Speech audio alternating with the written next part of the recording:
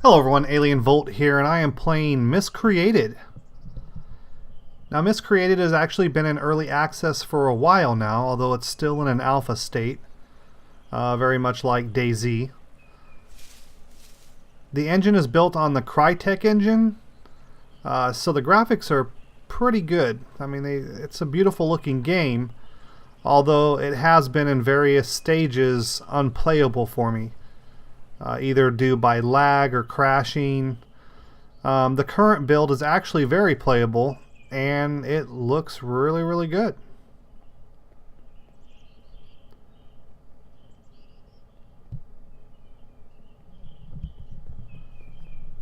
Now the game itself is a little different. It's still a survival game, but rather than there being zombies, there's mutated mutants.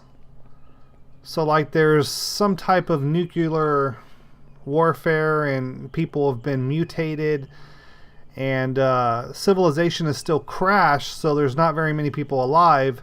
However, they're not zombies, they're living, breathing mutants. And they do look very odd. I mean, rather than being like a sludge monster or something you might expect, they look human, although they'll have like deformities. And maybe like one arm might be it looks kind of like a sword. I mean, something you would expect to see more in a Mad Max film than, in a nuclear apocalypse that's doing a survival horror, almost like a zombie survival horror. So it's definitely a different spin to it. Although when the game was first released, people praised it because they had vehicles that actually worked and different things that DayZ at the time lacked. So the development on this game has been slow, and honestly I don't know which one's been slower, DayZ or Miscreated. Obviously DayZ was the more popular title at the time it was released first, but Miscreated was released in a better state in my opinion. You'll notice the houses look like they were something that's been abandoned. They have been lived in before, where in DayZ when it was initially released, all the houses were pretty much empty. Now here's one of the mutants, and he just looks like a normal person. There's nothing really that looks that extraordinary about him outside of the fact that they all seem to be bald. And I don't know if that's something that's going to be changed later on with models. I hope so. I mean, I hope they release a large variety of different NPCs so that way you're not dealing with the same looking person all the time. Now one thing I have noticed too is that they seem to have taken out a lot of the firearms.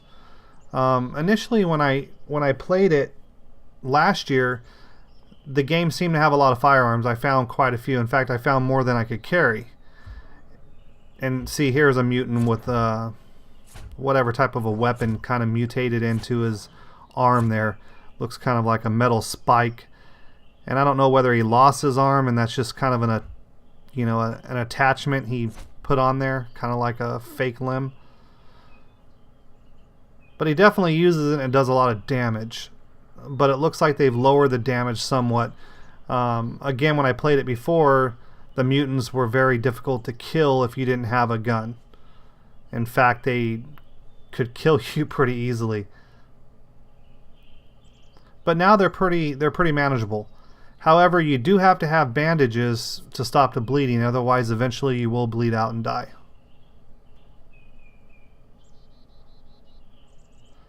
The inventory system, it's very similar to any other survival game. But the graphics on this game actually look very detailed. I mean, you can tell by those welding tanks there, those gas tanks. They look really good. There's a lot of detail into this game.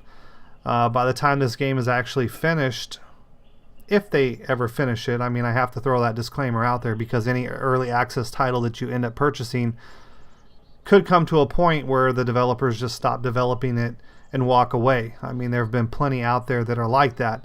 This one, however, has shown no signs of doing that.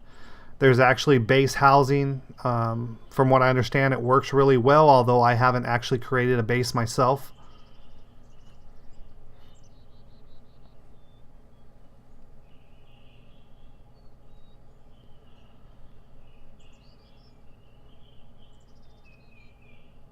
Now this picture is in most of the houses. So it's a little odd to keep looking at the same faces on that picture in every house. You know, I'm like, who is this guy? This guy's a pimp, or their family tree doesn't branch, which may account for these mutations.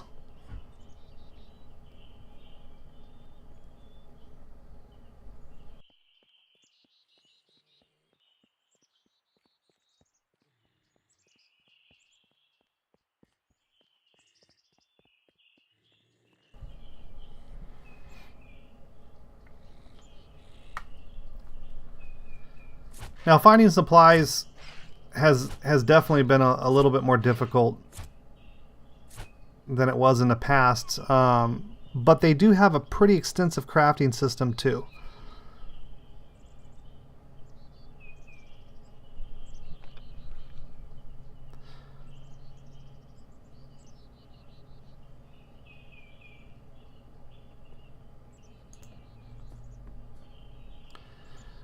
So I have to admit, I'm really liking this game now.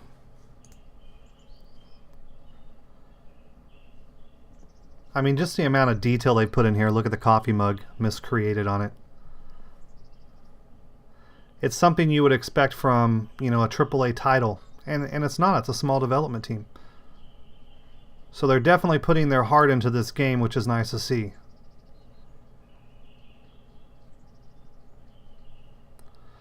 Now that's pretty nasty. Oh, there's the guy again. I'm telling you, his pictures are everywhere.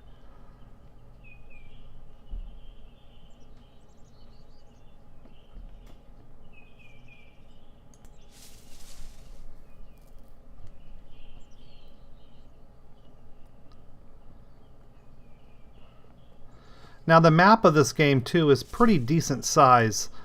There's a lot to it. It's not as big as DayZ, and I don't even think it's as big as H1Z1, which some people may actually like much better because you don't have to run around nearly as much to find people in a PvP atmosphere. But it's still a pretty decent sized map. You're not going to run across it in a few minutes.